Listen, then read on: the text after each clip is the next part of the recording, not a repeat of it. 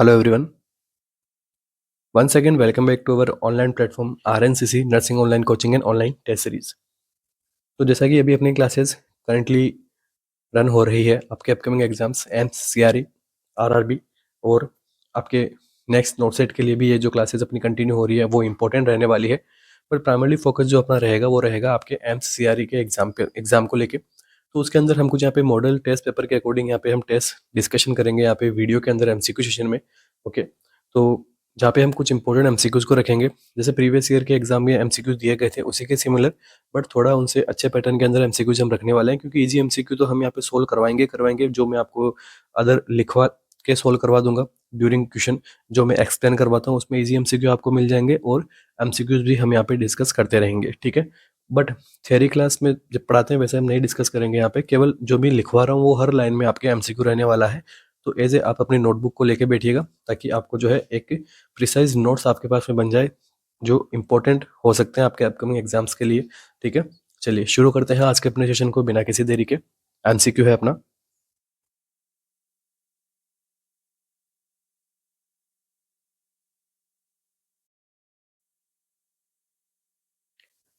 a child presented with evisceration of bowel loops coming out of a defect in abdominal wall right to the umbilicus.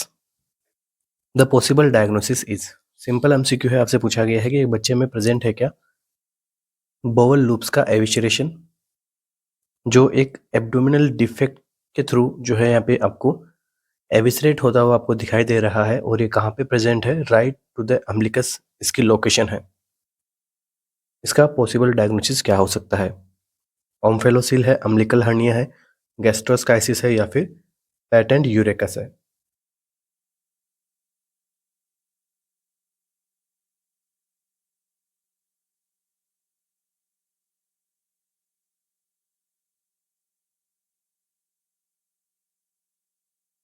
तो क्या answer रहेगा अपना यहाँ पे, ये जो है कौन सी कंडीशन होती है यहाँ पे, जो एक तो अम्बिलिकस के राइट साइड में होनी चाहिए और एब्डोमिनल जो कंटेंट है वो बाहर निकलते हुए आपको प्रेजेंट होते हैं।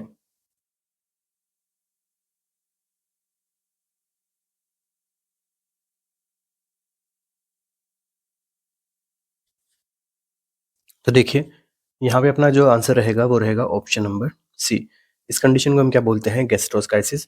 तो गैस्ट्रोस्काइसिस के अंदर क्या होता है, एक्सट्रूजन आपको देखने को मिलता है किसका, एब्डोमिनल कंटेंट का, ठीक है।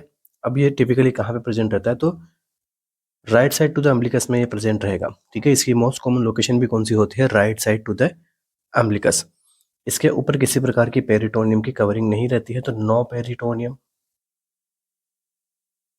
ठीक है। किसी प्रकार की इसके ऊपर पेरिटोनियम की लेयर नहीं रहती है, और ये किसी भी प्रकार के क्रोमोसोमल डिफेक्ट से आपको नहीं देखने को मिलते हैं, नो एसोसिएटेड विथ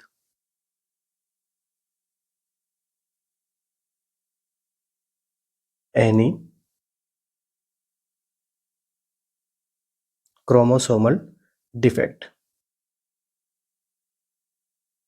इसके अलावा एक और इसके सिमिलर कंडीशन होती है जिसे हम बोलते हैं ओम्फेलोसिल। तो ओम्फेलोसिल के अंदर हम इतना सा हम डिफरेंस देख सकते हैं कि ये जो है कहाँ से प्रेजेंट होता है, centrally through umbilical ring, plus इसके ऊपर क्या प्रेजेंट रहती है, it covered with peritoneum layer,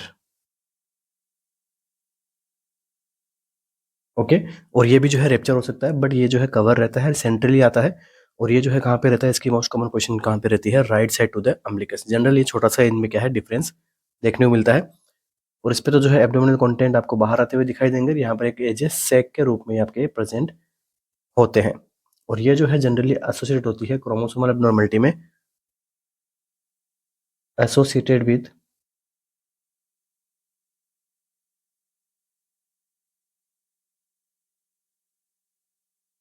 chromosomal abnormality. कौन कौन से क्रोमोसोम में एबनॉर्मलिटी की वजह से देखने को मिल सकता है, तो देखिए ट्राइसोमी 13, इसके अलावा 18, ठीक है। इनमें अगर क्रोमोसोम में डिफेक्ट होता है तो ये जो है ओम्फेलोसील की कंडीशन जनरेट हो सकती है। तो अभी जो है आपको यहाँ पे दो सिंपल सी इमेज दिखाई दे रही होगी। एक इमेज है यहाँ पे वो है ओम्फेलोसील की, this one, and this one is gastroschisis. Gastroschisis के अंदर ये अपनी क्या है, अम्बिलिकस रीजन है, ठीक है। This one is umbilicus region. अब इसके जो है राइट साइड के अंदर कौन सा आपको क्या देखने को मिल रहा है, इंटेस्टाइनल प्रोट्रूजन आपको यहाँ पे देखने को मिल रहा है, ठीक है। इसका मतलब यहाँ पे क्या है, ये गैस्ट्रोस्काइसिस है। अगर आपको इमेज भी देखे क्वेश्चन में पूछे तभी अपना आंसर जो है गलत नहीं करना है, ठीक है। इसे हम क्या कर सकते हैं, पैरा मिड लाइन डिफेक्ट, ठीक है। और इसे हम यहाँ पे क्या बोलेंगे, यहाँ पर क्या हो रहा है मिड लाइन में, ठीक है, अम्बिलिकस की जो मिड लाइन में क्या हो रहा है, कहीं ना कहीं डिफेक्ट देखने को मिल रहा है। प्लस यहाँ पे आपको क्या देखने को मिल रही है, पेरिटोनियम लेयर, और यहाँ पे क्या है, एब्सेंट पेरिटोनियम। यहाँ पे क्या बन जाता है, पेरिटोनियम लेयर होने की वजह से यहाँ पे एक सैक जैसी स्ट्रक्चर बन जाती है, और यहाँ पे नो सैक क्या देखने को मिलता है, एविसरेशन। बस ये सिंपल सा अपना टॉपिक है, बस ज़्यादा इसको जो है डीप में नहीं जाएंगे। नेक्स्ट हम सीखिए अपना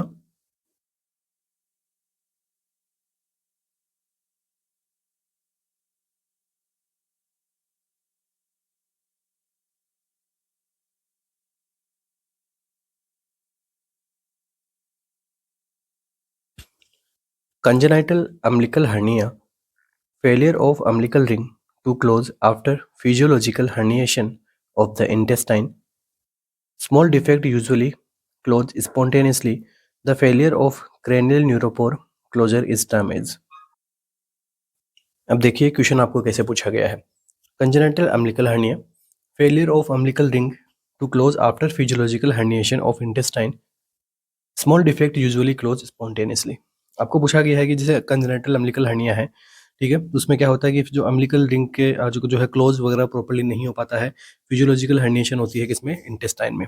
इसके बाद में लिखा है small defect usually close spontaneously. तो जो स्मॉल डिफेक्ट होते हैं वो यूजुअली जो है स्पॉन्टेनियसली क्या हो जाते हैं, क्लोज भी हो जाते हैं। अब आपसे क्वेश्चन पूछा गया है, ठीक है, ये तो यहाँ पे एक लाइन दी हुई थी इनकी, अब पूछा गया है एमसीक्यू, क्या है वो, the failure of cranial neuropore closure is termed as. तो क्रेनियल न्यूरोफोर का जो यहाँ पे प्रॉपर तरीके से क्लोजर नहीं होना, वो क्लोजर फेल होना, इसे हम क्या कहेंगे। ओके, क्वेश्चन आपका लास्ट लाइन में पूछा गया है, हाइड्रोसिफिलिस, स्पाइना बाइफिडा, एनेंसिफिली, एनसेफेलोसिल।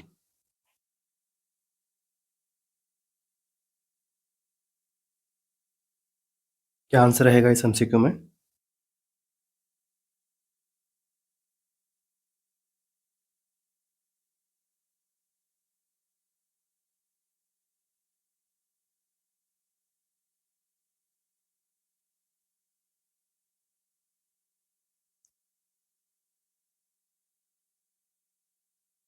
तो देखिए क्या पूछते हैं आपसे, फर्स्ट एमसीक्यू, इस एमसीक्यू में से आपने को बन सकता है वो है fusion of neural folds.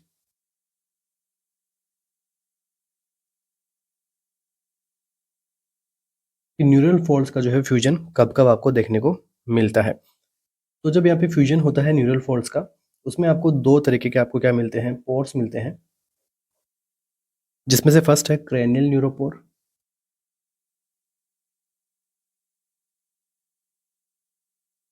And इसमें से सेकंड है कॉर्डल न्यूरोपोर।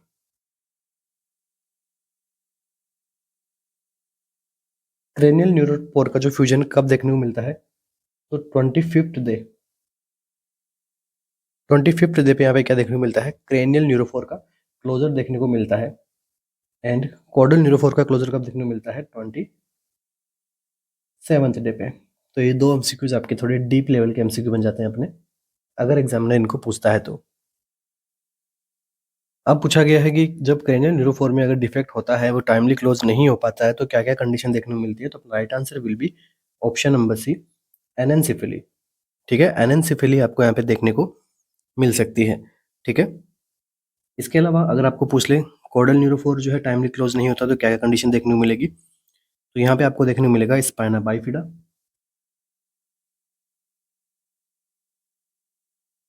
तो ये दो एमसीक्यूज अपने और यहाँ पे प्रिपेयर हो रहे हैं। अब अगर आपको एमसीक्यू पूछ ले कि कॉर्डल न्यूरोफोर के अंदर जो है डिफेक्ट हो रहा है, तो वहाँ पे अपना आंसर क्या रहेगा, स्पाइना बाइफिडा। हाइड्रोसिफिलिस एक प्रकार की कंडीशन होती है। हाइड्रो मतलब वाटर, सिफिलिस मतलब आपके ब्रेन में, ठीक है। तो उसमें कंडीशन में क्या है कि अब नॉर्मल एक्यूमुलेशन होता है सेरेब्रो स्पाइनल फ्लूइड का, सेरेब्रो स्पाइनल फ्लूइड का अब नॉर्मल एक्यूमुलेशन।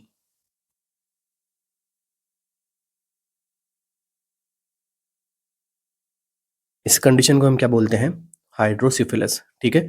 जिससे क्या होता है ब्रेन के अंदर जो है आईसीपी का इंक्रीजमेंट होता है, फिर आईसीपी से रिलेटेड यहाँ पे जो है सिम्टम्स आपको देखने को मिलते हैं। तो ये जो है कहीं पर भी आपके क्रेनियल न्यूरोपोर से जो है रिलेटेड नहीं है। स्पाइना बाइफिडा कोडल रीजन के अंदर आपके जो यहाँ पे डिफेक्ट होगा तब देखने को मिलता है। एंड एनसेफेलोसील का आपको क्या मतलब है कि न्यूरल ट्यूब डिफेक्ट यहाँ पे आपको देखने को मिलते हैं। ओके, तो अब नॉर्मल ओपनिंग बना के जो यहाँ पे स्कल में आपको जो है एक प्रकार से हम देखें तो न्यूरल ट्यूब डिफेक्ट की कैटेगरी के अंदर आपको देखने को मिलता है। तो हम एनसेफेलोसील के अंदर हम लिख सकते हैं टिश्यू प्रोट्रूजन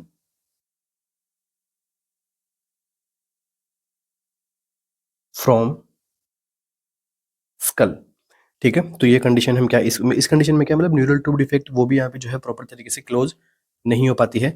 एक प्रकार से ये क्या है अपना न्यूरल ट्यूब डिफेक्ट की कैटेगरी के अंदर आपको देखने को मिलेगा। या फिर इसको मैं क्या कह सकता हूँ, इम्प्रॉपर स्कल फॉर्मेशन की वजह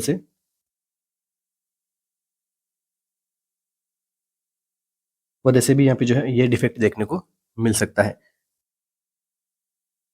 ना कि क्रेनियल न्यूरोपोर क्लोजन की वजह से। इसे यहाँ पे मिटा देते हैं, नहीं तो यहाँ पे जो है कंफ्यूजन हो जाएगा। ओके, देखिए ये यहाँ पे जो है सिनेरियो अलग है। क्रेनियल न्यूरोपोर न्यूरोपोर का मैंने बता दिया, उसमें राइट आंसर क्या रहेगा एनसेफेलोसिल और सॉरी एनएनसेफेले। और यहाँ पे एनसेफेलोसिल का मतलब क्या हो रहा है कि टिश्यू का प्रोट्रूजन होना स्कल से। इसका रीजन क्या होता है कि इम्प्रॉपर फॉर्मेशन होता है स्कल में, स्कल का आपका इम्प्रॉपर फॉर्मेशन जिसकी वजह से टिश्यू प्रोट्रूज होते हैं। इस कंडीशन को बोलते हैं एनसेफेलोसील। और न्यूरल आपका जो क्रेनियल न्यूरोपोर जो है यहाँ पे 24 to 25 डे पे क्लोज हो जाना चाहिए। उसमें अगर क्लोजर टाइम पे नहीं होता है तो कंडीशन कौन सी होगी, एनएनसेफेली। नेक्स्ट एमसीक्यू,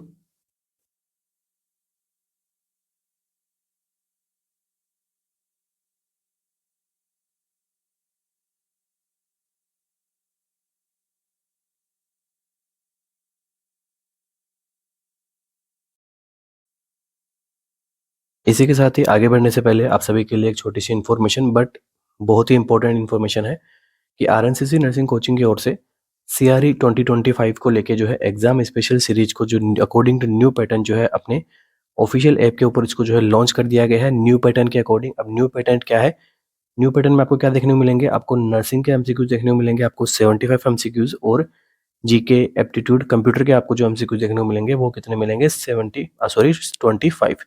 ओके, तो 75 किसके नर्सिंग के, 25 किसके जीके एप्टीट्यूड कंप्यूटर के। तो अब इसमें जो टोटल मार्क्स कितने होते हैं, टोटल मार्क्स का यहाँ पे 400 मार्क्स में नेगेटिव मार्किंग कितनी है, तो 1/4 की इसकी नेगेटिव मार्किंग रहती है। अब ये जो अपना यहाँ पे टेस्ट सीरीज के अंदर जो पैटर्न है एमसीक्यूज का, वो पैटर्न कैसा है, पीवाईक्यू बेस्ड पैटर्न है।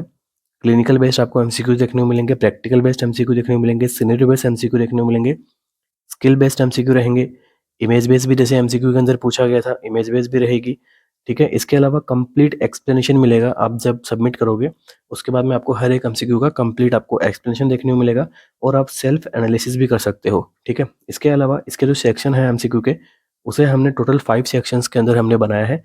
ए सेक्शन जो है 20 एमसीक्यूज का 18 मिनट के अंदर जो है कंप्लीट होगा, अकॉर्डिंग टू एग्जाम पैटर्न रखा गया है, ठीक है। जैसा आपका रियल एग्जाम का एक्सपीरियंस होगा वैसा ही आपको हमें जो है अपने टेस्ट सीरीज के अंदर वो एक्सपीरियंस प्रोवाइड करवा रहे हैं, क्योंकि एग्जाम के अंदर आपको वही चीज़ आपको मैटर करती है कि 18 मिनट के अंदर कैसे जो है 20 एमसीक्यूज आपको सोल्व करने हैं, ठीक है, उस प्रकार से। इसके अलावा टोटल एमसीक्यूज यहाँ पे कितने हैं, 100 आपको यहाँ पे टोटल एमसीक्यूज देखने को मिलते हैं। टोटल ड्यूरेशन जो आपको यहाँ पे देखने को मिलता है वो कितना है 90 मिनट्स, ठीक है। तो टोटल ड्यूरेशन कितने हैं 90 मिनट्स। अब आपको ये चीज़ ध्यान में रखनी है कि यहाँ पर जो मंडे टू फ्राइडे अपनी जो टेस्ट सीरीज रहती है, मंडे टू फ्राइडे कैसी टेस्ट सीरीज रहेगी, सब्जेक्ट और टॉपिक टॉपिक वाइज की, मतलब कंप्लीट वोल सिलेबस आपका यहाँ पे हम कवर करवाएंगे टेस्ट सीरीज के पैटर्न में, साथ में फुल एक्सप्लेनेशन के साथ में। तो Monday to Friday subject and topic based आपका टेस्ट रहेगा, ठीक है, मॉर्निंग के अंदर, ठीक है। मॉर्निंग के अंदर Monday to Friday subject and topic wise. Evening के अंदर हम क्या करेंगे, प्री सीआरई 100 एमसीक्यूज टेस्ट हम यहाँ पे कंटिन्यू करेंगे, ठीक है। तो मॉर्निंग के अंदर तो subjects and topic wise test रहेंगे, और इवनिंग जो एग्जाम रहेगा, इवनिंग टाइम के अंदर जो है प्री सीआरई 100 एमसीक्यूज आपका यहाँ पे टेस्ट रहेगा according to CRE pre. Next Saturday Sunday जो है आपका प्री सीआरई टेस्ट आपका यहाँ पे कंडक्ट किया जाएगा मॉर्निंग और इवनिंग में। एक बार जब ये लाइव टेस्ट की बात कर रहा हूँ मैं यहाँ पे, जब लाइव टेस्ट हो जाएंगे, लाइव टेस्ट के बाद में क्या है कि ये जो आपके जो टेस्ट है ये मल्टीपल अटेम्प्ट्स के लिए आपको आपके ऐप के अंदर आपको अवेलेबल मिलेंगे। ऐसे नहीं कि लाइव टेस्ट हो गया तो फिर आप इनको आगे फर्दर जो है एसेस नहीं कर पाओगे, ऐसा नहीं है, ठीक है। अगर किसी प्रकार से लाइव टेस्ट मिस हो रहा है तो करना तो नहीं है हमें मिस, बट अगर फिर भी मिस हो रहा है तो आप इसे जो है मल्टीपल टाइम्स के लिए अटेम्प्ट कर सकते हो। तो ये एक छोटी सी इन्फॉर्मेशन थी रिगार्डिंग अब आवर टेस्ट सीरीज। और ये जो आपका पैटर्न है टॉपिक मंडे टू फ्राइडे, वो आप सबको बताया गया कि किस प्रकार से जो है अकॉर्डिंग टू डेट कि ये जो टेस्ट सीरीज है वो आपका 9 जनवरी से जो है इसको स्टार्ट कर दिया गया है आपकी ऑफिशियल, हमारी ऑफिशियल जो आरएनसीसी की ऐप है वहाँ पे, ठीक है। तो 9 जनवरी को यहाँ पे किसका टेस्ट हुआ था, नर्वस सिस्टम का। तो topic wise subject wise test है। इसके बाद में every Saturday Sunday pre CRE exam special. इसके बाद में जो वीकली जो pre CRE exam special test है 100 एमसीक्यूज का, वो आपको देखने को मिलेंगे। तो कंप्लीट यहाँ पे क्या है सिलेबस आपको यहाँ पे बताया गया है। अब इस टेस्ट सीरीज के रिगार्डिंग किसी प्रकार की भी आपकी कोई क्वारीज वगैरह होती है तो आप यहाँ पे नीचे दिए गए हमारे सपोर्टिव नंबर पे कॉल और मैसेज कर सकते हो। सपोर्टिव नंबर आपके लिए क्या है 9588856774 हमारे सपोर्टिव नंबर। 24/7 कभी भी आप जो है फ्रीली हमें कॉल या मैसेज कर सकते हैं, आपको यहाँ पे रिप्लाई मिलेगा। चलिए नेक्स्ट एमसीक्यू अपना।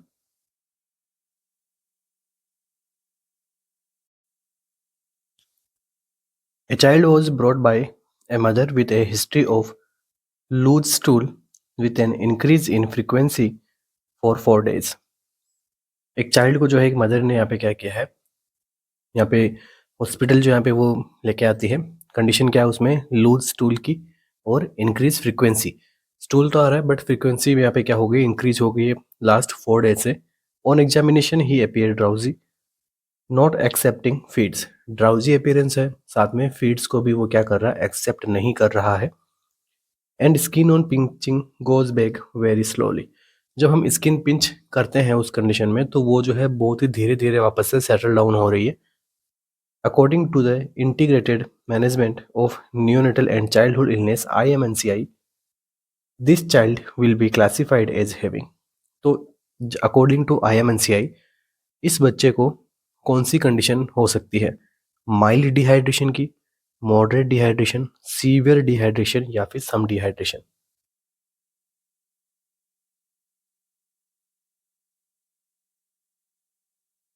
क्या आंसर रहेगा अपना यहाँ पे।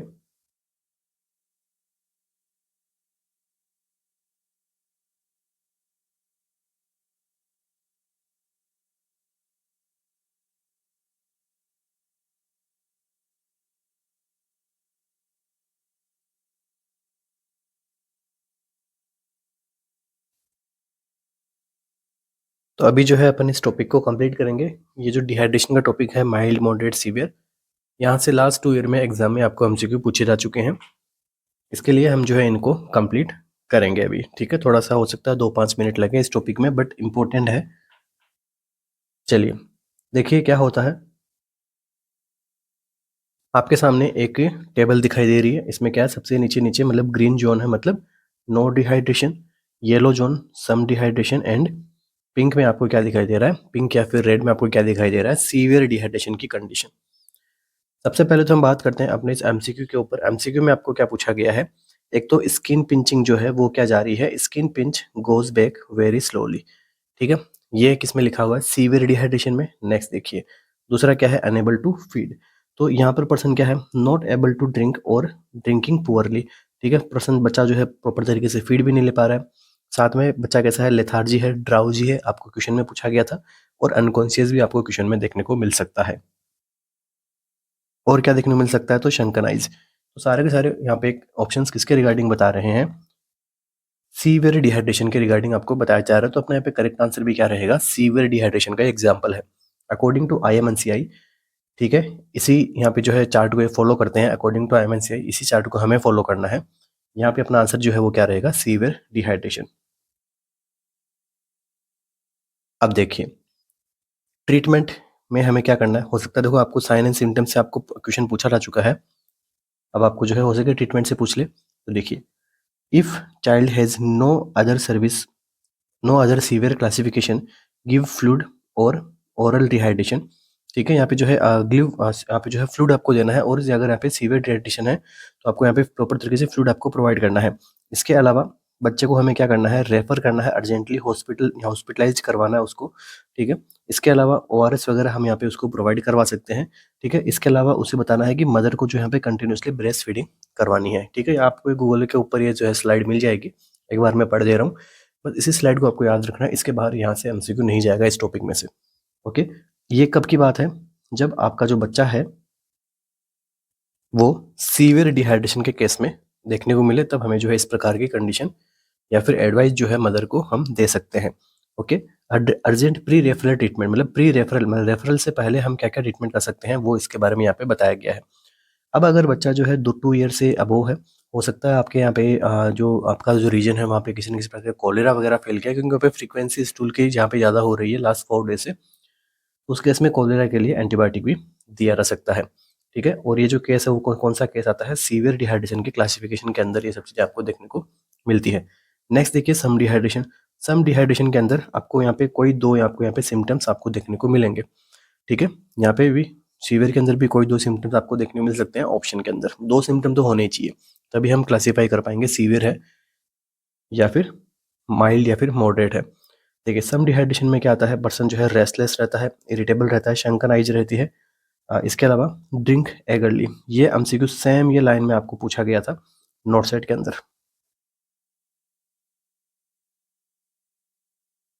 ठीक है। बच्चा जो है एगरली ड्रिंक कर रहा है, थ्रस्टी है, स्किन पिंच जो है वो भी यहाँ पे स्लोली जा रही है, बट वेरी स्लोली नहीं जा रही है, ओके। स्लोली बैक जा रही है, तो इसका मतलब क्या है, यहाँ पे सम डिहाइड्रेशन हुआ है। नेक्स्ट इस कंडीशन में हम क्या करेंगे, बच्चे को हम यहाँ पे फ्लूइड थेरेपी तो प्रोवाइड करेंगे, साथ में जिंक सप्लीमेंट भी यहाँ पे दे सकते हैं, ओके। अगर बच्चे को किसी प्रकार का और सीवियर कोई प्रॉब्लम है तो उस केस के अंदर उसको अर्जेंटली जो है हॉस्पिटलाइज उसको करवाना है, ओआरएस वगैरह के साथ में हम उसको हॉस्पिटलाइज करवा सकते हैं, और वापस से जो है फॉलोअप जो है 5 डेज के बाद में कर सकते हैं। नेक्स्ट देखिए नॉट डिहाइड्रेशन, मतलब not enough sign to classify some, या फिर क्लासीफाई सम डिहाइड्रेशन और सीवियर डिहाइड्रेशन, मतलब किसी प्रकार का क्लासीफाई हम नहीं कर पा रहे, ऐसा कोई साइन है नहीं, तो सिंपल हम क्या कर सकते हैं, ओआरएस वगैरह प्रोवाइड करवा के फ्लूइड देना है, जिंक सप्लीमेंटेशन देना है, और यहाँ पे जो है होम एट होम ही हम इसको क्या कर सकते हैं, ट्रीट कर सकते हैं, ठीक है। अगर लगे, ठीक है, तो फिर अगर मदर को लगे कि कंडीशन जो है वर्स हो रही है तो उस टाइम पे उसको बताएंगे, एजुकेट करेंगे कि इमीडिएटली आपको जो है हॉस्पिटलाइज यहाँ पे करवाना है। तो यहाँ पे इस केस में अपना जो राइट आंसर क्या रहेगा, severe dehydration.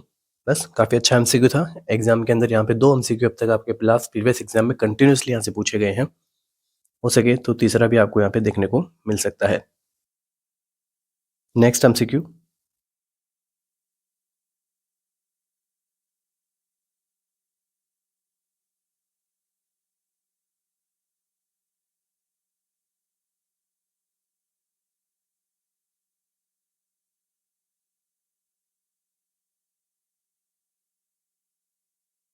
a nurse is assessing a 3-year-old infant.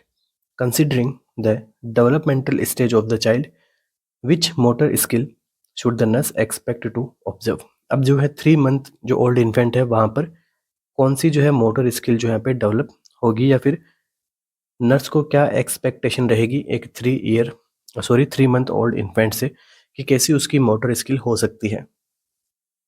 Heating object held in the hand, starting to use pincer grabs to pick up objects, using a palmer grab to grasp object, looking at and playing with their own fingers। तो 3 month old बच्चे के अंदर आपको कौन सी condition देखने को मिल सकती है?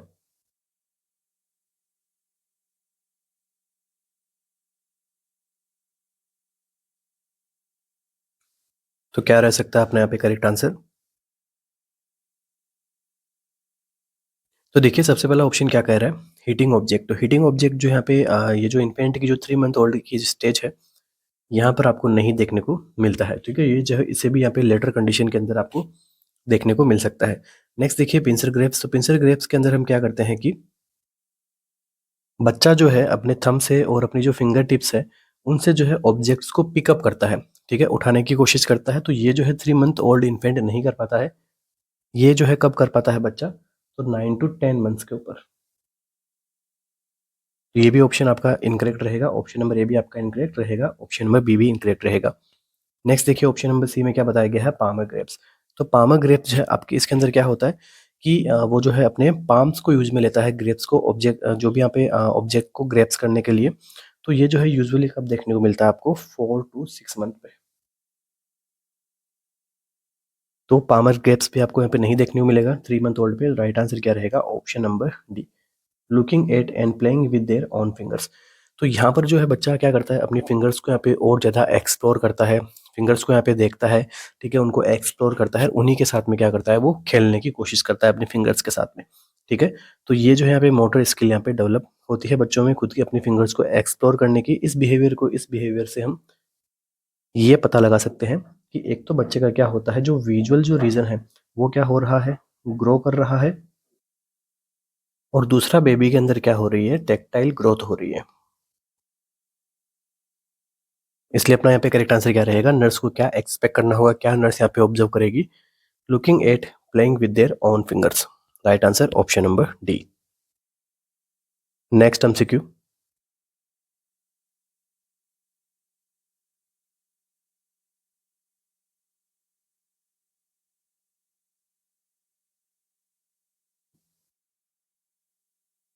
a nurse is receiving the blood pressure measurement of several children is 3 to 5 year। अब यहाँ पे नर्स क्या कर रही है, सेवरल चिल्ड्रंस के ब्लड प्रेशर कलेक्ट कर रही है, ब्लड प्रेशर की रीडिंग मेजरमेंट कर रही है 3 to 5 ईयर ओल्ड के बच्चों की। Which of the following BP reading should nurse consider abnormal for this age group. अब इनमें से कौन सी बीपी रीडिंग जो है एबनॉर्मल रहेगी इस ग्रुप के बच्चों के लिए। तो ये तो एकदम आपका सिंपल एमसीक्यू है, बट ये पूछा गया है तो अपना को यहाँ पे क्या करना होगा, सोल्व करना होगा, ठीक है। तो देखो 3 to 5 ईयर के बच्चों में यहाँ पे जो कंसिडरेबल जो रेंज है अपनी, वो आपको देखने को मिल सकती है। क्या रहेगा यहाँ पे राइट आंसर अपना,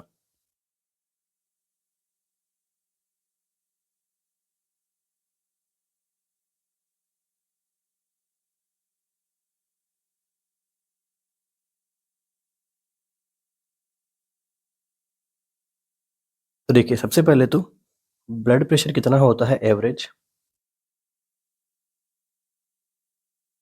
3 to 5 ईयर के बच्चों का, ये रहता है 102/58 mm Hg, ठीक है। ये जो रीजन रहता है क्या रहता है, नॉर्मल है, ठीक है। और इसका जो है मीन आर्टियल प्रेशर जो है वो यहाँ पे कितना रहना चाहिए, किसके बराबर रहना चाहिए, 74 mm Hg के बराबर है, ठीक है। इससे एक दो ऊपर नीचे हो सकता है, बट ये इतना यहाँ पे नॉर्मल कंसिडर इसको हम करते हैं, ठीक है। अब आपसे पूछा गया है कि कौन सी जो है बीपी रीडिंग वो यहाँ पे एबनॉर्मल कंसिडर की जाएगी। तो राइट आंसर आपका जो यहाँ पे रहेगा वो रहेगा 96/42। ओके, 96/42 वाली जो रीडिंग है वो यहाँ पे एबनॉर्मल कंसिडर की जाएगी। ओके, तो correct answer option number A. अब ऐसा क्यों है, क्योंकि जब हम इसका 96/42 का जब हम यहाँ पे मीन आर्टेरियल प्रेशर हम यहाँ पे मेजर करेंगे तो वो आपको यहाँ पे कितना देखने को मिलेगा, लेस देन 60 या फिर इक्वल टू 60 mm/Hg आपको यहाँ पे देखने को मिलेगा, जो कि एक नॉर्मल रहेगा इस एक्सपेक्टेड रेंज से। ओके, इसलिए अपना जो यहाँ पे बिलो 70 यहाँ पे सजेस्ट है, बिलो 70 यहाँ पे जो सजेशन रहता है वो रहता है अबनॉर्मल ब्लड प्रेशर का। नेक्स्ट एमसीक्यू, बाकी 74 के सराउंड अगर होगा मीन आर्टरी प्रेशर तो वो नॉर्मल है, ठीक है। इससे हम ऐसा करके निकाल सकते हैं। मीन आर्टरी प्रेशर का जो हम यहाँ पे फॉर्मूला लगाएंगे उससे हमें जो है मिल जाएगा क्या, मीन आर्टरी प्रेशर, और उससे हम पता लगा सकते हैं कि बीपी अबनॉर्मल है या फिर नॉर्मल है, क्योंकि हमें पता है कि बच्चों के अंदर नॉर्मल मीन आर्टरी प्रेशर कितना होता है, 74 mm/Hg। Next MCQ,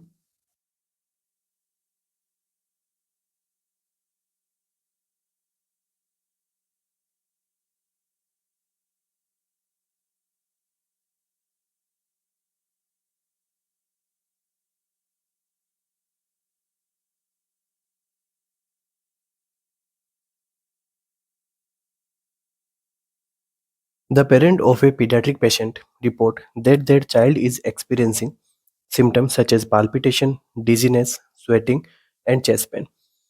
paediatric age का जो बच्चा है उसके पेरेंट ये रिपोर्ट कर रहे हैं कि उसके बच्चे में कुछ सिम्टम्स एक्सपीरियंस किए जा रहे हैं। बच्चे को क्या क्या सिम्टम्स है, palpitation, dizziness, sweating, chest pain. The child has been diagnosed with supraventricular tachycardia. अब बच्चे में साथ साथ में ये भी डायग्नोस हो रहा है क्या, supraventricular tachycardia. The nurse provide instruction on method to manage to reverse future SVT episode. अब यहाँ पे नर्स कुछ जो है कुछ ऐसे इंस्ट्रक्शंस बता रही है, कुछ ऐसे मेथड्स बता रही है जिससे फ्यूचर में जो है यहाँ पे सुप्रावेंट्रिकुलर टेकिकार्डिया के एपिसोड्स को क्या किया जा सके, रिवर्स किया जा सके। Which of the following technique mentioned by the parent suggest that additional education is needed. अब यहाँ पे पेरेंट्स क्या कर रहे हैं, रीस्टेट कर रहे हैं जो नर्स ने उनको बताया। तो ऐसा कौन सा यहाँ पे टेक्निक है, वो नर्स अगर बताएंगे तो उससे ये पता लग रहा है कि उन्हें अभी और एजुकेशन की नीड है, मतलब एडिशनल एजुकेशन की वहाँ पे अभी और उनको नीड है, वो नहीं समझे हैं प्रॉपर तरीके से। ऑप्शन देखिए, wrap the child head with a cold wet towel. उसे बच्चे का यहाँ पे हेड को क्या करना है, कोल्ड वेट टॉवल के अंदर रैप करना है। Massage the child's carotid arteries bilaterally. उसके बच्चे की जो कैरोटिड आर्टरीज है उनको जो है बायलेटरल क्या करना है, मसाज करना है। Have the child perform the Valsalva manoeuvre. बच्चे को हम यहाँ पे वेल्सेलो मैन्यूअर करवा सकते हैं, परफॉर्म करवा सकते हैं। Administer medication only after checking the child's pulse for a full minute. कि यहाँ पे जो है मेडिकेशन हम तब देंगे जब बच्चे की पल्स को हम पूरी फुल मिनट तक चेक करने के बाद में। तो देखिए बहुत ही प्यारा एमसीक्यू है, एग्जाम के लायक एमसीक्यू है। आ सकता है एग्जाम के अंदर कि एज ए अगर बच्चे में सुप्रा वेंट्रिकुलर टेकिकार्डिया हो सकता है तो एज ए पेरेंट आप इसको कैसे ठीक कर सकते हैं। एज ए नर्स आप उन्हें क्या क्या इंस्ट्रक्शंस दे सकते हैं। काफ़ी इंपॉर्टेंट टॉपिक है सुप्रा वेंट्रिकुलर टेकिकार्डिया, और काफ़ी अच्छे तरीके से आपको यहाँ पे क्वेश्चन पूछा भी गया है विद सिनेरियो, काफ़ी अच्छा सिनेरियो बनाया गया है। तो कौन सा ऐसा ऑप्शन है जिसपे एडिशनल एजुकेशन की नीड रहेगी, मतलब जो इनकरेक्ट स्टेटमेंट है उसके बारे में आपको पता लगाना है।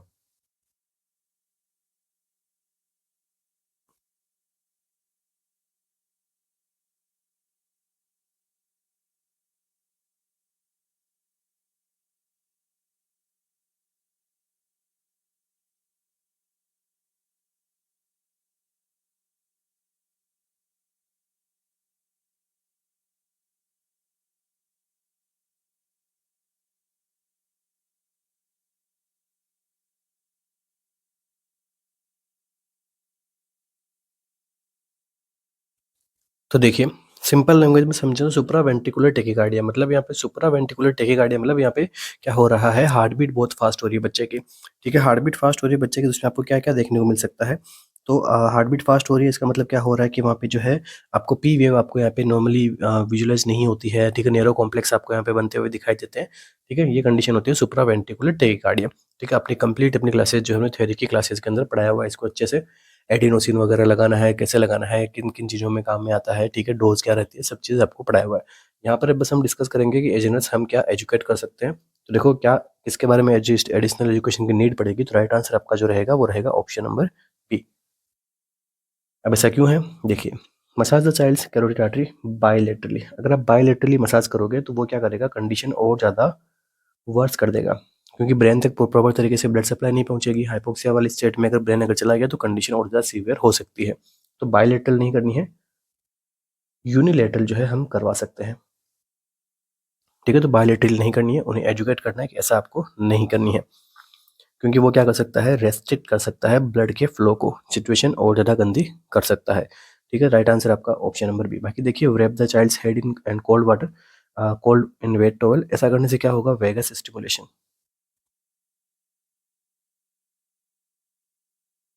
ठीक है, वेगस स्टिमुलेशन, वेगस का जब स्टिमुलेशन होगा तो सुप्रावेंट्रिकुलर टेकिकार्डिया ट्रीट हो जाएगा।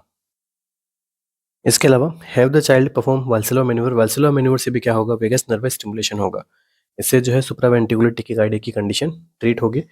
After administer medication only checking child's pulse, बिल्कुल सही है। इसके अंदर हम जो मेडिकेशन देते हैं एडिनोसिन वगैरह, तो उसे जो है बच्चे की पूरी 1 मिनट तक पल्स को असेस करना है। उससे आपको आइडिया होगा कि बच्चे का क्या हो रहा है, सुप्रावेंट्रिकुलर टेकिकार्डिया की स्टेट अभी करंट में चल रही है, तो वहाँ पे आप क्या कर सकते हो, मेडिकेशन दे सकते हो।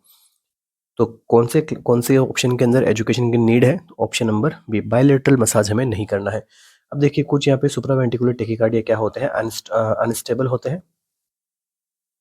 तो अनस्टेबल सुप्रावेंट्रिकुलर टेकिकार्डिया के अंदर आगे हम क्या परफॉर्म कर सकते हैं, तो synchronised cardioversion, synchronised cardioversion हम यहाँ पे परफॉर्म कर सकते हैं। और अगर सुप्रावेंट्रिकुलर टेकिकार्डिया क्या है, स्टेबल है, स्टेबल होने की वजह से हम क्या कर सकते हैं, वहाँ पे वेगल मैन्यूअर कर सकते हैं, वेगल मैन्यूअर परफॉर्म कर सकते हैं, और आप क्या दे सकते हो, एडिनोसिन, ये हम यहाँ पे प्रोवाइड करवा सकते हैं। अब इसके अंदर हम ट्रीटमेंट में कौन सा इंजेक्शन दे सकते हैं, तो एडिनोसिन हम यहाँ पे जो है प्रोवाइड करवाते हैं for PSVT, premature supraventricular tachycardia के केस में। इसकी जो है इनिशियल डोज हम यहाँ पे कितनी रखते हैं, प्रोवाइड करेंगे हम 6 mg, ठीक है, 6 mg हम यहाँ पे जो है इनिशियल डोज हम यहाँ पे प्रोवाइड करते हैं। इसको बाद में हम रिपीट कर सकते हैं कितनी डोज पे, 12 mg इफ नीडेड।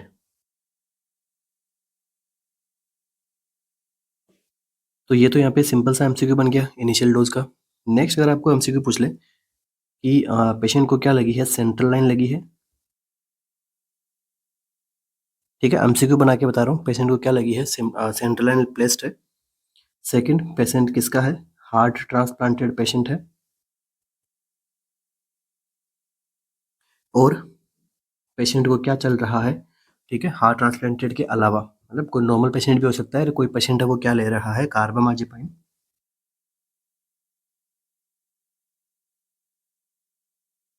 या फिर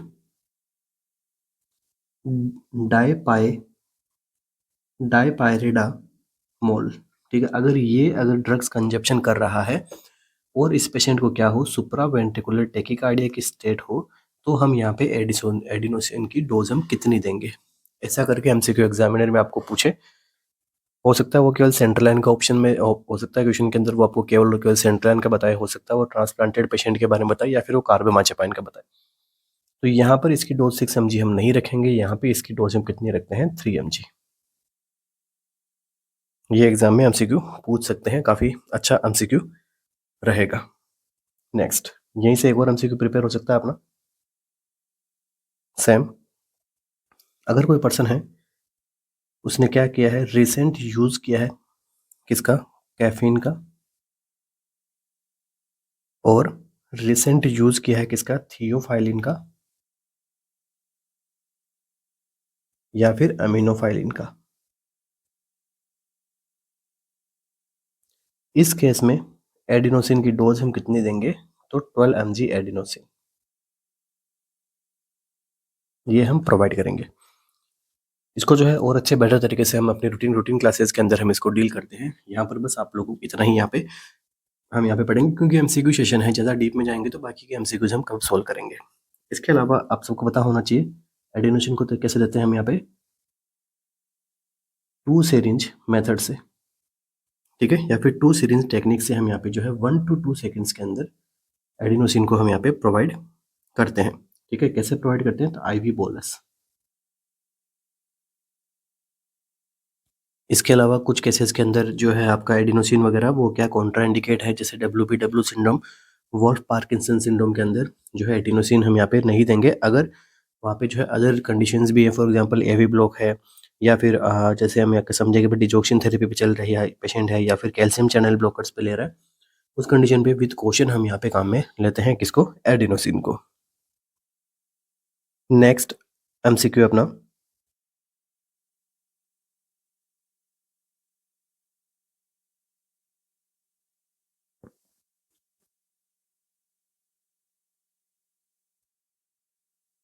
A child with type 1 diabetic mellitus visit the school nurse's office about an hour before lunch campaign for disorientation. Which piece of information should the nurse prioritize in order to address the child's condition? देखिए क्या है, एक बच्ची को क्या है, diabetic mellitus type 1 है, school nurse office के अंदर वो जो है यहाँ पे पहुंचती है, कंडीशन क्या है उसमें, डिसोरिएंटेशन। अब जो है एज ए नर्स आप वहाँ पे जो है कौन सा जो यहाँ पे प्रायोरिटाइज ऑर्डर करेंगे, ठीक है, इस कंडीशन के लिए ब्लड ग्लूकोज लेवल ऑर्डर करेंगे, उसका टेम्परेचर देखेंगे, मॉर्निंग इंसुलिन डोज को असेस करेंगे, या फिर यूरिन कीटोन को असेस करेंगे। तो अगेन ये भी एक इजी MCQ है, हमें पता है कि डायबिटिक मेलिटस का पेशेंट है, बट ये पूछा गया एग्जाम में MCQ है, तो हम इसको क्या कर रहे हैं, यहाँ पे डील कर रहे हैं। राइट आंसर क्या रहेगा अपना, ऑप्शन नंबर A। तो इस कंडीशन में हमें क्या करना होगा, ब्लड ग्लूकोज लेवल को हम यहाँ पे क्या करेंगे, असेस करेंगे, ठीक है। तो ये जो कंडीशन है डिसओरिएंटेशन हो गया, कन्फ्यूजन हो गया, सारे के सारे आपको कब देखने को मिलते हैं? जब क्या हो, हाइपोग्लाइसीमिया की कंडीशन हो, तब जो है ये सारे सारे फीचर्स आपको देखने को मिलते हैं। तो डायरेक्टली आप क्या करेंगे, ब्लड ग्लूकोज लेवल देखेंगे, तो वहाँ पे अगर आपको क्या मिलेगा, लेवल ड्रॉप मिलेगा, तो फिर आगे उसके अकॉर्डिंगली ट्रीटमेंट करना होगा। इसके अलावा टेम्परेचर, टेम्परेचर के अंदर टेम्परेचर हम इसलिए एसेस करते हैं ताकि जो है ओवरऑल हेल्थ के बारे में पता लग सके उसको। फॉर एग्जांपल उसको कोई जो है इन्फेक्शन वगैरह तो नहीं है इसके रिगार्डिंग, बट यहाँ पे क्लियरली बताया डिसोरिएंटेड है बच्चे को, क्या है DM1, तो टेम्परेचर यहाँ पे नहीं करेंगे। मॉर्निंग इंसुलिन डोज ये हम यहाँ पे असेस कर सकते हैं, बट इससे भी ज़्यादा प्रायोरिटी पे अपना आंसर क्या रहेगा, blood glucose level. Urine ketone ये जो है कब देखने को मिलता है, हाइपरग्लाइसीमिया के स्टेट में, state of hyperglycaemia. Next MCQ,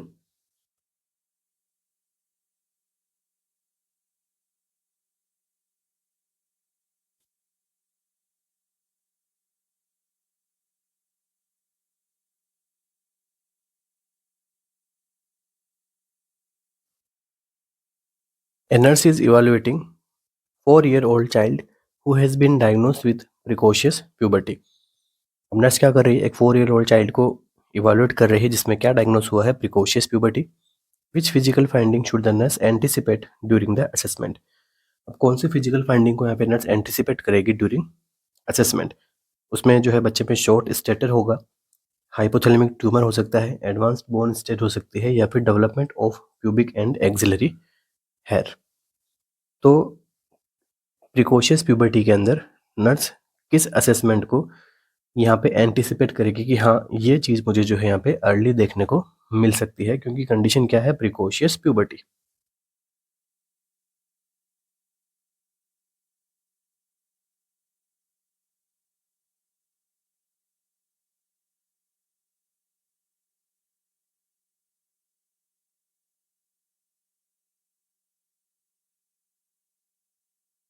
तो देखिए सिंपल मीनिंग क्या होता है प्रिकॉशियस प्यूबर्टी का, तो precocious puberty is characterised by early onset of secondary sexual characteristics. ठीक है, अब यहाँ पे जो है अर्ली ऑनसेट होना सेकेंडरी सेक्सुअल कैरेक्टरिस्टिक का, उसे हम बोलते हैं प्रीकॉशियस। प्रीकॉशियस मतलब फास्ट, प्यूबर्टी मतलब प्यूबर्टी। ठीक है, प्यूबर्टी का मतलब जो सेक्सुअल कैरेक्टरिस्टिक्स का डेवलप होना, उसे हम बोलते हैं प्यूबर्टी। अब ये जो है नॉर्मल अगर हम बात करें तो बॉय के अंदर कब देखने को मिलता है, 9 ईयर पे, और गर्ल के अंदर ये कब देखने को मिलता है, 8 ईयर पे। तो यहाँ पे तो क्या हो रहा है, 4 ईयर है, तो 4 ईयर में अगर प्रीकॉशियस प्यूबर्टी के हमें सिम्टम्स देखने हैं तो कैसे देखेंगे, सेक्सुअल कैरेक्टर्स को देखेंगे। सेक्सुअल कैरेक्टर यहाँ पे किस में दिखाई दे रहे हैं, ऑप्शन नंबर डी में, development of pubic and axillary hairs. यहाँ पे अपना राइट आंसर क्या रहेंगे, ऑप्शन नंबर डी, क्योंकि ये क्या है की इंडिकेटर है किसके, सेक्सुअल कैरेक्टरिस्टिक्स के। बाकी शॉर्ट स्टेचर ये जो है आपको प्रिकॉशियस प्यूबर्टी में नहीं देखने को मिलेंगे। अगर प्रिकॉशियस प्यूबर्टी है वहाँ पे बच्चा कैसा रहेगा, टॉलर, वहाँ पे क्या मिलता है, रैपिड ग्रोथ। तो शॉर्ट स्टेचर आपको यहाँ पे नहीं देखने को मिलते हैं। नेक्स्ट देखिए, हाइपोथैलेमिक ट्यूमर। अब हाइपोथैलेमिक ट्यूमर की वजह से प्रिकॉशियस प्यूबर्टी हो सकती है, बट क्या लिखा है, फिजिकल फाइंडिंग। तो फिजिकल फाइंडिंग कैसे हुआ, हाइपोथैलेमिक ट्यूमर कैसे हुआ फिजिकल फाइंडिंग, वहाँ पे तो आपको CT MRI कराना पड़ेगा। ठीक है, तो फिजिकल फाइंडिंग आप यहाँ पे देख के बता सकते हैं कि हाँ ये कंडीशन मुझे दिख रही है, तो ये एक प्रकार से प्रिकॉशियस प्यूबर्टी का सिम्टम है या फिर कैरेक्टरिस्टिक है। इसलिए आपका ऑप्शन नंबर बी भी यहाँ पे नहीं देखने को मिलेगा। और एडवांस जो आपका बोर्न एज है वो देखने को मिलता है किससे, प्रिकॉशियस प्यूबर्टी से।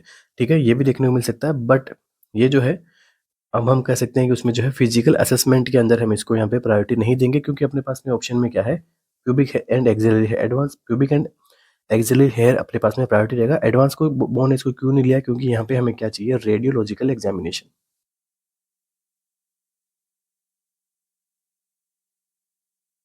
ठीक है, तो ये भी हम यहाँ पे देख सकते हैं, बिल्कुल देख सकते हैं, but priority wise right answer D, क्योंकि फिजिकल असेसमेंट करना है, देख के पता लगाना है। एडवांस बोन एज वगैरह अब यहाँ पे रेडियोलॉजिकल एग्जामिनेशन चाहिएगा। इसमें अंदर अंदर हमें जो है MRI CT की हमें नीड पड़ेगी, तो ये भी जो है फिजिकल फाइंडिंग नहीं है। Correct answer option number D. इसलिए जो है प्यूबिक एंड एक्सिलरी हेयर को यहाँ पे मोस्ट डायरेक्टेड एंड ऑब्जर्वेबल यहाँ पे मैनिफेस्टेशन मानते हैं किसका, प्रिकॉशियस प्यूबर्टी का, जिसे यहाँ पे नर्स जो है एक्सपेक्ट करेगी कि वो अपने फिजिकल असेसमेंट में इनको असेस करे। नेक्स्ट एमसीक्यू,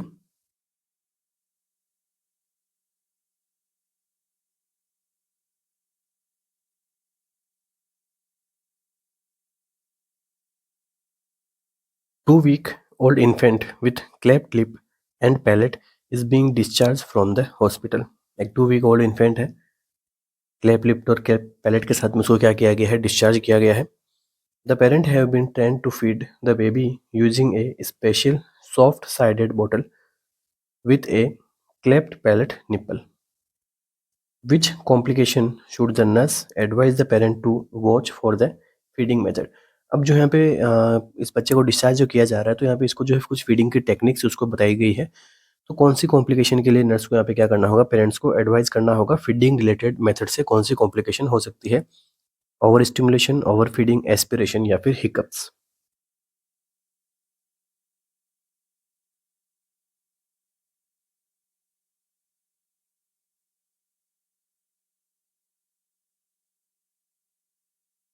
क्या आंसर रहेगा, तो देखिए यहाँ पे जो है देखिए क्लेफ्ट पैलेट क्लेफ्ट लिप की जो कंडीशन है, इसके अंदर क्या हो सकता है, फीडिंग रिलेटेड कॉम्प्लिकेशन क्या हो सकती है, एस्पिरेशन। तो जब एस्पिरेशन होगा तो यहाँ पे नर्स को एडवाइस करने होंगे, कुछ सिम्टम्स आपको यहाँ पे देखने को मिलते हैं। नर्स को बताना पड़ेगा यहाँ पे पेरेंट्स को कि इसमें जब एस्पिरेट होगा एज ए कॉम्प्लिकेशन के रूप में, उसमें कुछ सिम्टम्स आएंगे। और सिम्टम्स के अंदर क्या आ सकता है, देखो चोकिंग जैसे सिम्टम आ सकते हैं बच्चे के अंदर, ठीक है, कफिंग जैसे सिम्टम्स आ सकते हैं बच्चे के अंदर।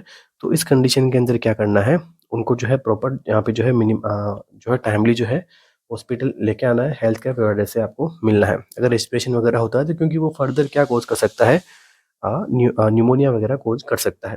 ठीक है, ये सिंपल सा है, इसको यहाँ पे एडवाइस करना है पेरेंट्स को। तो हमें क्या करना होगा, ये सारी जो टेक्निक्स है उसे अच्छे से समझानी होगी ताकि इस कॉम्प्लिकेशन को हम क्या कर सकें, प्रिवेंट कर सकें। ओके, राइट आंसर यहाँ पे क्या रहेगा, ऑप्शन नंबर डी। हिकअप्स आना, ओवर फीडिंग या फिर ओवर स्टिमुलेशन। ओवर फीडिंग यहाँ पे जो है फॉर्मूला मिल्क अगर हम देते हैं तो वो यहाँ पे पहले से एडजस्ट करके हम यहाँ पे प्रोवाइड करते हैं, तो according to need of the baby वो एडजस्ट करके हम देते हैं, उससे जो है जनरली ओवर फीडिंग नहीं हो सकती है। ठीक है, हिकअप्स एक यहाँ पे नॉर्मल कंडीशन है। ठीक है, तो जो बच्चों के अंदर यहाँ पे जनरली देखने को मिल सकती है, बट अगर आफ्टर फीडिंग अगर हिकअप्स हो रही है, उससे फिर क्या करना होगा, बच्चे को बर्प वगैरह करवा सकते हैं ताकि एस्पिरेशन से हम क्या कर सकें, प्रिवेंट कर सकें। बट ये भी जो है इतना सिग्निफिकेंट कंसर्न नहीं है जितना एस्पिरेशन है। Okay, next MCQ,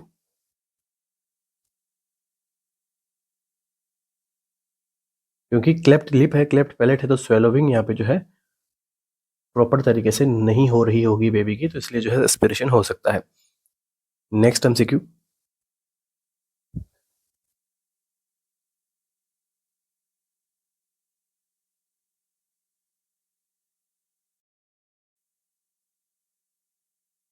A nurse is planning care for an infant who had just been admitted with intussusception। एक नर्स क्या कर रही है, केयर प्लानिंग कर रही है केयर के लिए, एक इन्फेंट है, उसको कंडीशन क्या है, इंटुससेप्शन के साथ में वो एडमिट हुआ है।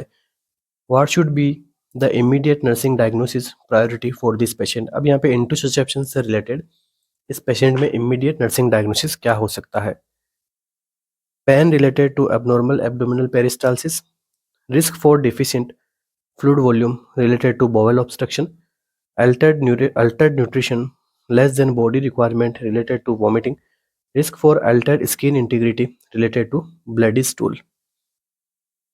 क्या आंसर रहेगा अपना यहाँ पे, कि प्रायोरिटी वाइज नर्सिंग डायग्नोसिस अपने यहाँ पे क्या रह सकता है।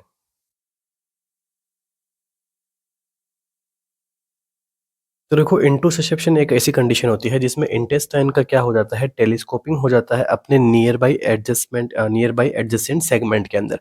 मतलब उसके जो भी इंटेस्टाइन, खुद इंटेस्टाइन के अंदर यहाँ पे टेलीस्कोप कर सकती है, तो उसकी वजह से क्या देखने को मिल सकता है, ऑब्स्ट्रक्शन। ठीक है, उसकी वजह से क्या मिलेगा, ऑब्स्ट्रक्शन मिलेगा। ऑब्स्ट्रक्शन देखने को मिलने की वजह से पेशेंट में क्या देखने को मिलता है, एब्डोमिनल पेन,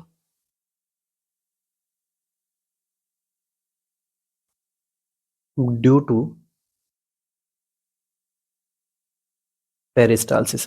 तो इंटेस्टाइन वगैरह तो वो तो क्या करती रहेगी, उनका तो वर्क है पेरिस्टालसिस मूवमेंट करना। तो जब ये ऑब्स्ट्रक्शन है, ऑब्स्ट्रक्शन के पास में जब अगर पेरिस्टालसिस मूवमेंट होगा तो पेशेंट को यहाँ पे सीवियर एब्डोमिनल पेन देखने को मिल सकता है। ठीक है, और यहाँ पे साथ में क्या देखने को मिलेगा, irregular bowel contractions. Okay, irregular bowel contractions भी आपको यहाँ पे देखने को मिलेगा। तो प्राइमरी सिचुएशन अपनी क्या रहेगी, इस पेन को मैनेज करना। ठीक है, तो pain related to abnormal abdominal peristalsis. तो एबनॉर्मल जो पेरिस्टालसिस है, यहाँ पे मूवमेंट है, तो उनकी वजह से पेन होगा। तो प्राइमरी अपनी रेस्पॉन्सिबिलिटी भी यही रहेगी, प्राइमरी प्रायोरिटी भी अपनी जो है यही रहेगी। इसके बाद में risk for deficient fluid volume, उसे हम यहाँ पे जो है प्रायोरिटी देंगे। बट ये हम कब कर पाएंगे, जब हम यहाँ पे वॉमिटिंग को रिड्यूस कर पाएंगे, है ना। ये सब चीज़ें हम यहाँ पे मैनेज कर पाएंगे, पेन को मैनेजमेंट करना अपना प्रायोरिटी है। इसके बाद में altered nutrition less than body requirement related to vomiting. Nutritional issue भी यहाँ पे इंपॉर्टेंट है, बट इससे भी इंपॉर्टेंट क्या है, पेन है। Risk for altered skin integrity related to bloody stool. तो अगर कोई पर्सन के अंदर ब्लडी स्टूल है, तो वो यहाँ पे क्या डिस्क्राइब कर सकते हैं अपन, कैसा स्टूल देखने को मिलता है, तो रेड, करंट, जेली स्टूल।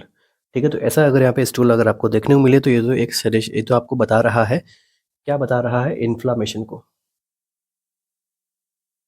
या फिर नेक्रोसिस के बारे में, कि वो जो पार्ट जहाँ पे ऑब्स्ट्रक्शन हुआ है वहाँ पे क्या हो रखा है, इन्फ्लामेशन हो रखा है, या फिर नेक्रोसिस की वजह से आपको ऐसा स्टूल देखने को मिल रहा है। बट इसे हमें मैनेज करना होगा, बिल्कुल करना होगा। बट अगेन प्रायोरिटी वाइज अपना आंसर क्या रहेगा, पेन। अगर हम पेन को यहाँ पे नॉर्मलाइज नहीं कर पाए, तो वो जो है वाइटल्स उस पर क्या करेगा, इफेक्ट डालेगा। इसके अलावा एक और एमसीक्यू बनता है इंटुसिसेप्शन के अंदर। पेशेंट का जब हम एब्डोमिनल जब हम यहाँ पे फील करते हैं, असेस करते हैं, तो आपको क्या देखने को मिलता है, सॉसेज शेप मास। ठीक है, ओलिव शेप मास तो किसमें मिलेगा, पाइलोरिक स्टेनोसिस के अंदर। और सॉसेज शेप मास किसमें देखने को मिलता है, तो इंटुसिसेप्शन के अंदर। ओके, कॉमन फाइंडिंग्स है। नेक्स्ट एमसीक्यू,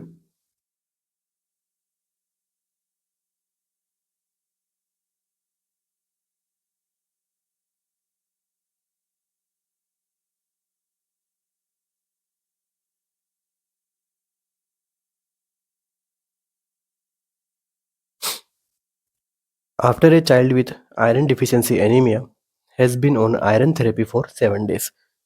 एक बच्चे में क्या कंडीशन थी, आयरन डिफिशियंसी एनीमिया, उसमें क्या चलाया गया, आयरन थेरेपी 7 days तक। Serum laboratory test are conducted, अभी जो है सीरम लेबोरेटरी टेस्ट को कंडक्ट करवाया जा रहा है। Which test result indicate that the iron therapy is beginning to improve the anaemia. अब कौन सा जो रिजल्ट है वो ये बता रहा है कि बच्चे में जो है आयरन की जो थेरेपी चलाई गई थी, उससे जो है एनीमिया इम्प्रूव हो रहा है। Increase reticulocyte count, increase granulocyte, increase indirect bilirubin, या फिर इंक्रीज इरिथ्रोपोइटिन लेवल।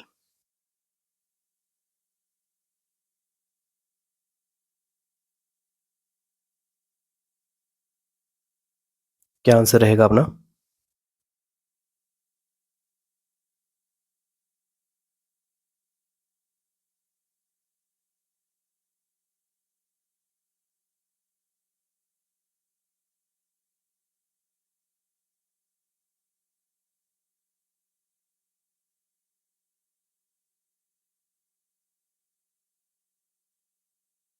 तो देखिए, जब हम यहाँ पे आयरन की थेरेपी स्टार्ट करते हैं, तो आयरन क्या करता है, बोन मैरो के ऊपर जाके वर्क करता है।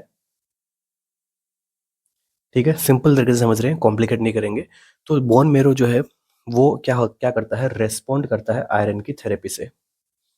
क्या रिस्पॉन्ड करेगा, वो रिस्पॉन्ड करेगा, इंक्रीज करेगा किसके लेवल को, रेटिकुलोसाइट के काउंट के लेवल को। तो रेटिकुलोसाइट क्या होती है, इमेच्योर आरबीसी है। ठीक है, इमेच्योर आरबीसी है, वो क्या होगी, यहाँ पे ज़्यादा रिलीज हो रही है। ठीक है, जिससे यहाँ पे जो है आयरन डेफिशिएंसी की वजह से जो यहाँ पे एनीमिया हो रहा था, वो यहाँ पे क्या हो रहा है, सबसाइड हो रहा है। तो बोन मैरो ने यहाँ पे क्या किया, रेस्पॉन्स किया आयरन थेरेपी से। रेस्पॉन्स क्या किया उसने, इंक्रीज किया क्या, रेटिकुलोसाइट काउंट का, रेटिकुलोसाइट के प्रोडक्शन का। तो इससे हम क्या समझ सकते हैं कि ज़्यादा से ज़्यादा क्या हो रही है, आरबीसी जो है वो क्या हो रही है, प्रोड्यूस हो रही है। ठीक है, तो अपना ऑटोमेटिकली क्या हो जाएगा, तो ये क्या है, एक अर्ली इंडिकेटर होता है, एक पॉजिटिव इफेक्ट होता है एनीमिया के ट्रीटमेंट के लिए। ठीक है, जनरल हम समझे आयरन डिफिशिएंसी एनीमिया के अंदर क्या होता है, रिड्यूस आरबीसीज प्रोडक्शन, और यहाँ पे क्या देखने को मिलता है, इमेच्योर आरबीसी जो देखने को मिलती है वो जो है सफिशिएंट हीमोग्लोबिन को कैरी नहीं कर पाती है, जिसकी वजह से जो है आपकी जो बॉडी है वो कैसे देखने को मिलती है, पैल देखने को मिलती है। तो फिर क्या दिया जाता है, आयरन वगैरह दिया जाता है।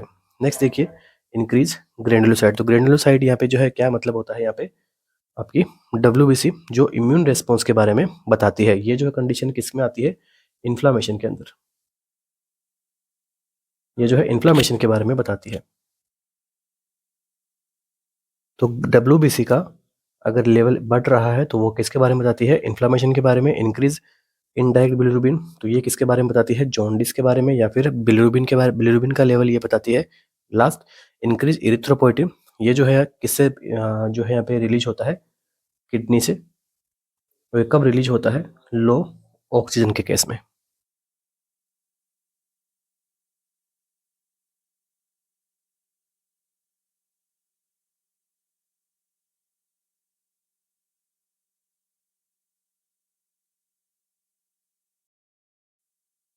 तो थैंक यू सो मच, बने रहने के लिए। मिलते हैं अपने नेक्स्ट सेशन में, जो कि अगेन एक इंपॉर्टेंट एमसीक्यूज होने वाला है आज के जैसे ही। ठीक है, हम कोशिश करते हैं डे बाय डे अपने जो लेवल को अप करने की। ठीक है, आपके जो बेंचमार्क है उसके ऊपर सेट होने की, कि क्या है आरएनसीसी। ठीक है, तो डे बाय डे हम जो है इम्प्रूव करते रहेंगे, आपको भी जो है इम्प्रूव करवाते रहेंगे। ठीक है, इसके अलावा अपकमिंग एग्जाम्स के लिए आप सबको प्रिपेयर होना है। अपनी टेस्ट सीरीज वगैरह सब इन सब यहाँ पे अवेलेबल है आरएनसीसी के ऑफिशियल ऐप पे। यहाँ पे आपको जो अपने सपोर्टिव नंबर्स वगैरह जो आपको दे रहे होंगे, उसके ऊपर आप कॉल और मैसेज करके इन टेस्ट सीरीज के रिगार्डिंग, आपके लाइव क्रैश कोर्स के रिगार्डिंग, या फिर लाइव बैच के रिगार्डिंग, ठीक है, इन सब के लिए आप जो है इन्फॉर्मेशन आप प्राप्त कर सकते हो। तो wish all the best, thank you so much बने रहने के लिए। मिलते हैं अपने नेक्स्ट सेशन में, तब तक पढ़ते रहिए, आगे बढ़ते रहिए। Thank you.